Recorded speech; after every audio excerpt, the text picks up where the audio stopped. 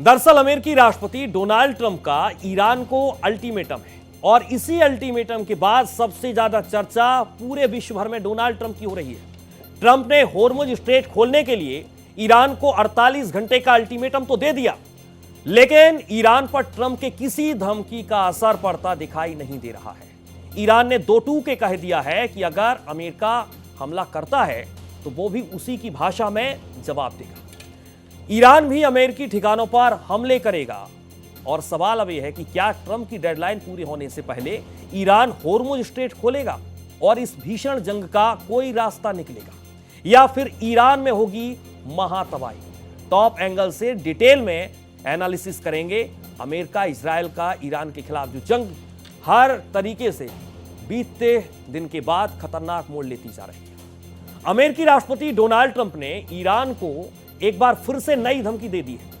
Trump बार बार deadline बदल रहे हैं क्योंकि ईरान से जंग करना अमेरिका को महंगा पड़ रहा है। अमेरिका और इजराइल लगातार ईरान पर ताबड़तोड़ हमले कर रहे हैं, लेकिन ईरान मजबूती के साथ डटा हुआ है। वो किसी भी कीमत पर इजराइल और अमेरिका के सामने घुटने नहीं टेक रहा है और जोरदार पलटवार भी कर रहा है, जिससे ट्रंप की बौखलाहट दिन पर दिन बढ़ती जा रही है।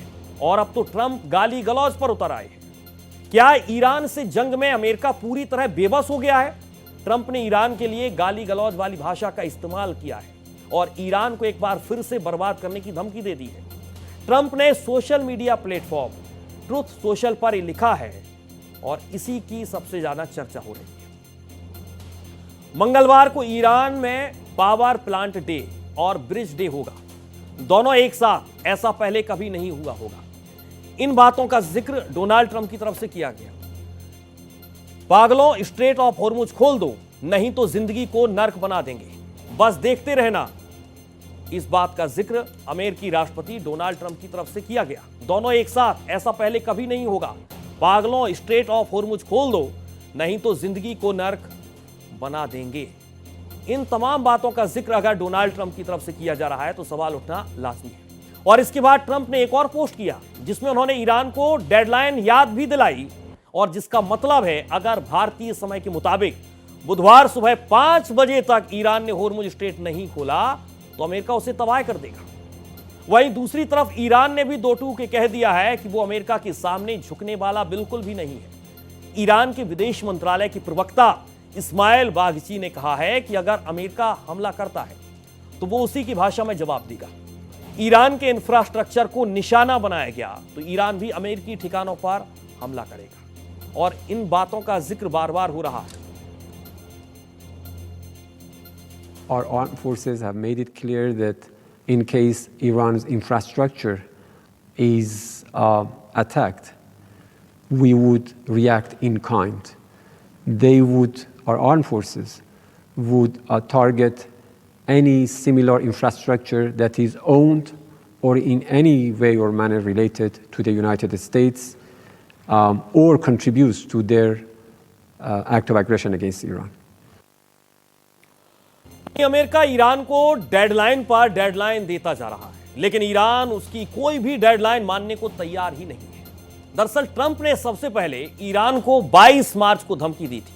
उस समय उन्होंने कहा कि अगर ईरान ने 48 घंटे के अंदर होर्मुज स्ट्रेट को बिना किसी खतरे के पूरी तरह से नहीं खोला तो अमेरिका उनके सबसे बड़े पावर प्लांट को खत्म कर देगा, जिसे ट्रंप ने बढ़ाकर अब 5 दिन की कर दी है। इसके बाद अब ईरान नहीं माना तो उन्होंने ईरान की डेडलाइन 10 दिन और बढ़ा दी, और अब ट्रंप ने ईरान को फिर से याद दिला दिया है कि उसके पास सिर्फ 5:30 बजे तक का वक्त रह गया है। लेकिन क्या ट्रंप की डेडलाइन पूरी होने से पहले ईरान होर्मुज स्ट्रेट खोलेगा, जो बेहद महत्वपूर्ण सवाल इस वक्त दुनिया में बना हुआ है। और इस भीषण जंग का कोई रास्ता निकलेगा, एक सिर्फ और सिर्फ एक देश के लिए सवाल नहीं है, बल्कि दुनिया के तमाम देशों के लिए। इसकी उम्मीद कम नजर आ रही है। ट्रंप ओवल ऑफिस में सेना के साथ प्रेस कॉन्फ्रेंस करेंगे, उसमें ट्रंप क्या बोलेंगे इस पर हर किसी की नजर है, और इंतजार भी उसी प्रेस कॉन्फ्रेंस का है। पूरी दुनिया इंतजार कर रही है। लेकिन अगर ईरान अमेरिका की डेडलाइन को नहीं मानता है, दूसरा सवाल यह है, दूसरा फैक्ट यह है, तो अमेरिका अपनी धमकी पर अमल करता है अगर, इसके नतीजे बेहद भयावह हो सकते हैं। क्योंकि ट्रंप ने ईरान के ब्रिज और पावर प्लांट को उड़ाने की धमकी दी है। अमेरिका इसका ट्रेलर पहले ही दिखा चुका है। अमेरिका ने मिसाइल से हमला कर ईरान को B1 ब्रिज तबाह कर दिया और ये ब्रिज इंजीनियरिंग का एक बेमिसाल नमूना था और तेहरान को करज से जोड़ता था। जो इस ब्रिज को बनाने में करीब $400 मिलियन का खर्च आया था। आइए हम आपको बताते हैं विस्तार से कि ट्रंप के निशाने पर ईरान के कौन कौन से वो ब्रिज हैं जिसको निशाना बनाया जा सकता है। ईरान में कई बड़े और ऐतिहासिक ब्रिज हैं, इस पर सबसे ज्यादा आप नजर दौड़ाइए, जो न सिर्फ शहरों के बीच में कनेक्टिविटी बढ़ाते हैं बल्कि उनकी भूमिका भी ईरान की विरासत बचाए रखने में भी है।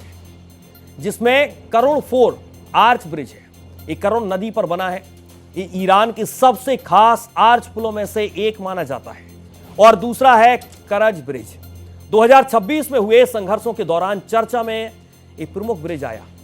तीसरा है मेशगिन शहर सस्पेंशन ब्रिज, जो अर्दबील में मौजूद है। ये मिडिल ईस्ट का सबसे लंबा सस्पेंशन पुल माना जाता है।